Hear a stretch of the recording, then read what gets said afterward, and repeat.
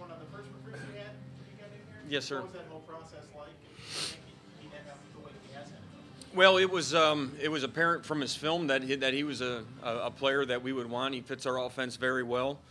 And so the video was there, and then after meeting with him and getting to know him as a person, he just became more and more of a fit to what we're hoping to get at Oklahoma State from a quarterback standpoint, but from a person standpoint as well.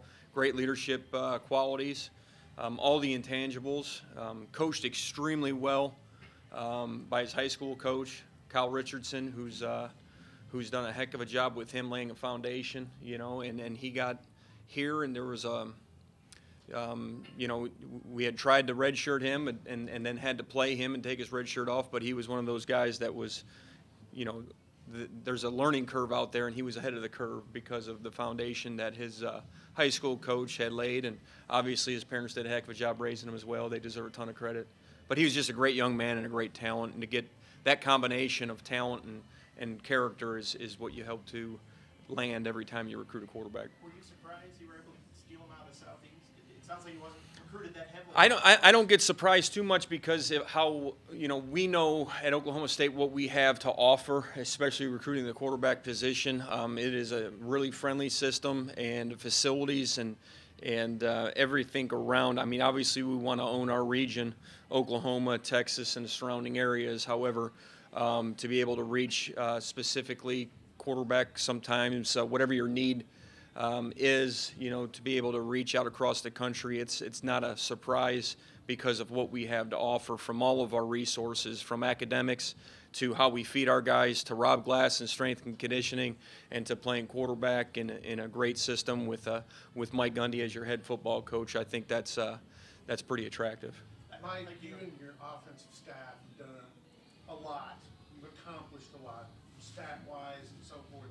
What's it like to get ready for a matchup with a pretty iconic name in college football defense in Bud Foster? I think you take all the things that we did and you put those things aside because it really doesn't make a whole lot of meaning.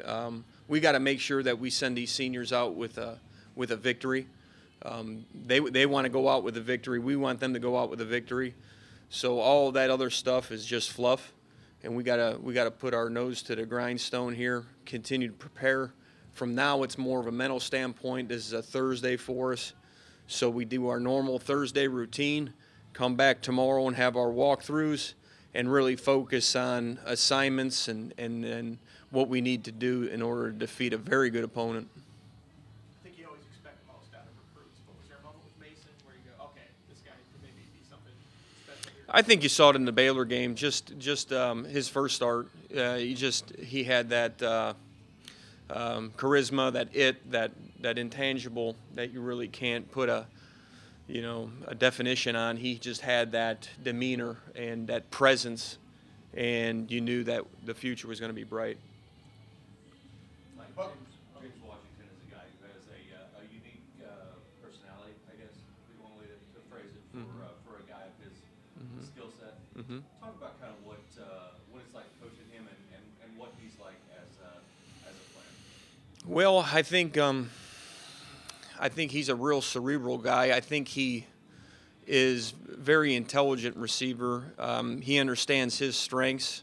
He also analyzes who he's going against and is able to take a look at the opponent and analyze them and be able to figure out in his own mind the techniques that he has to use, along with Casey Dunn, who's done a hell of a job with him. But James is, there's really no chinks with him. He's a joy to coach. He's a joy to be around. He's a great leader, leader by example. It's just a player of his caliber and his character is what you hope to have. And what's really beneficial to our program is the fact that the young guys, they look and they listen and they learn and they see how it's done and they model that behavior, and that's how you just keep on fostering that type of culture, that type of player and person, and it's a great example of how to be, as a person, and he's just been fantastic. So, James is unique, and wish we had him for another 4 years. That's for sure. DB coaches don't think that. Yeah. Hey, can I get both you guys up? Because I have one question that, pardon me, because first time we've had a chance to talk to assistant coaches. You're here at the bowl game, and before you got here, both of you finished up the first ever early signing day in recruiting. How much of a relief is it to be here knowing that 23 guys are in the house for this recruiting class? No doubt. I think it changes college football, like Coach Gundy said. I think the early signing period lets us get guys committed, signed, and get refocused on the bowl game with our players. You know, it's right around finals week, so you want to get with your own players on campus as quick as you can, get focused on bowl games and winning and working on the next recruiting class. I think it's going to change college football. I love it, and I'm sure Coach thinks the same thing. Yeah, I think it allows you to focus a little bit more on your preparation, also on the next class. I mean, it's on to the next. Recruiting never stops for us, so it's on to the 19s. Dan, we talked so much about your offense against Virginia Tech's defense. It's obviously the flip side. What do you think of Virginia Tech's offense, especially down a few guys that are injured right now? Right. You know, they're obviously a great coaching staff, and they do a good job with their run game and the eye wash with the fly sweeps. And the quarterback's a young kid, but you can tell they've coached him well. He's a tough guy, typical Virginia Tech.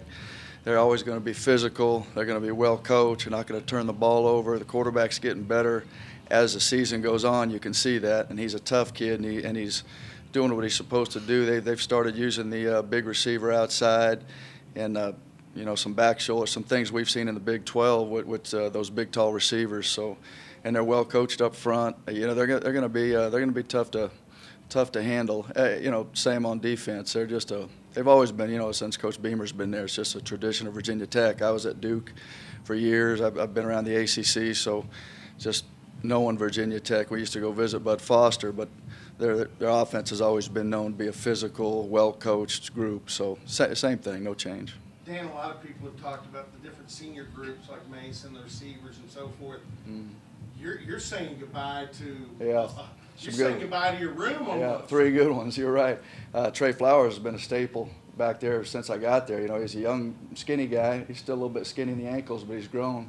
But he's been a leader in the secondary. Even when Stearns was there, Trey was kind of getting everybody lined up and things. Just Stearns would go knock you out, but Trey was always the guy that was, you know, the coach back there. So that'll be a huge loss for us. What a great kid, great player, great family. He's been a pleasure to coach. I mean, I love 10 Trey Flowers back there. And then Ramon Richards, we moved from corner back to strong safety to play on the slot this year. Has done a heck of a job. Another San Antonio kid.